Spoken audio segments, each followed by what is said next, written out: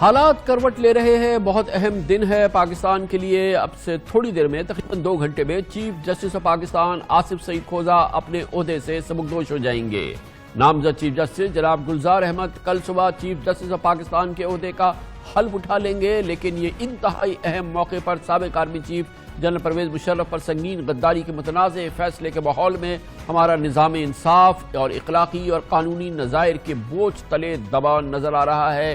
غیر معمولی صورتحال ہے، ایکسیپشنل سچویشن ہے۔ خاص طور پر خصوصی عدالت کے سربراہ جسٹس وقار احمد سیٹھ نے سابق army chief general Pervez Musharraf کو 5 بار سزائے موت اور ان کی لاش کو گھسیٹ کر اسلام آباد کے ڈی چوک پر لانے اور 3 دن تک لاش کو لٹکانے کا ایک ایسا فیصلہ تحریر کر دیا ہے جس نے ہمارے کرمنل جسٹس سسٹم کے قانونی، اخلاقی، تہذیبی اور شرعی حوالوں کا جنازہ نکال دیا ہے۔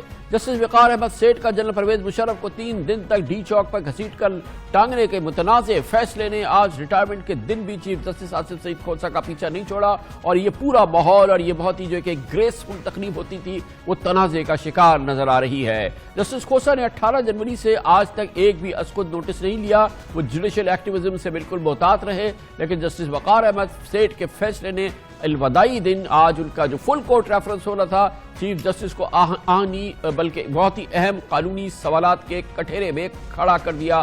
جسٹس آصف سعید کھوسہ کے لیے یقیناً یہ ایک مشکل دن تھا۔ وفاقی پاکستان کی جانب سے ایڈیشنل اٹارنی جنرل عامر رحمان نے آج الزام لگایا کہ چیف جسٹس آصف سعید کھوسہ نے جنرل پرویز مشرف کے فیصلے میں غیر ضروری ذاتی دلچسپی دکھائی۔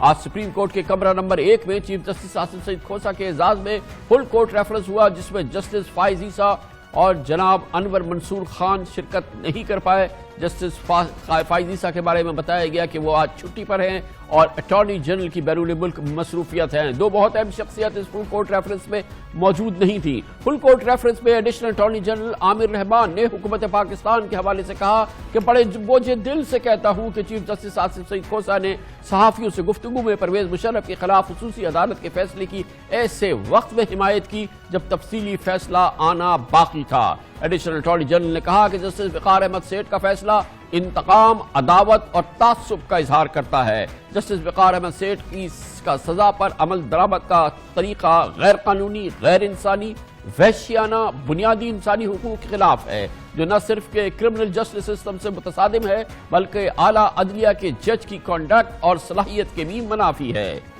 اس کے بعد جناب اپنے الوداعی خطاب میں جسٹس آصف سعید کھوسہ کو اپنی لکھی ہوئی تقریر سے ہٹ کر بات کرنی پڑی۔ انہوں نے کہا کہ سنگین غداری کیس کے تفصیلی فیصلے کے بعد میرے اور عدلیہ کے خلاف تصدیق آمیز مہم چل رہی ہے۔ یہ جسٹس کھوسہ نے شکوہ کیا کہ ایڈیشنل اٹارنی جنرل نے الزام لگا دیا کہ میں نے صحافیوں سے ملاقات میں مشرف کے فیصلے کی حمایت کی۔ مجھ پر عائد الزام بے بنیاد اور غلط ہے۔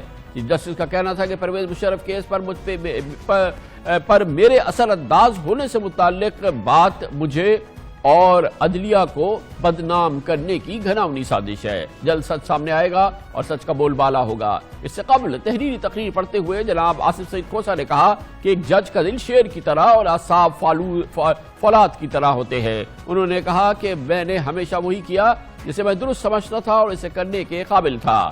جناب چیف جسٹس کا کہنا تھا کہ میرے لیے اہم نہیں کہ وہ دوسروں کا رد عمل یا نتائج کیا ہو سکتے ہیں، پھر بھی میں ان سب سے معذرت خواہ ہوں جنہوں نے میرے فیصلوں کی وجہ سے جن کو تکلیف ہوئی ہے۔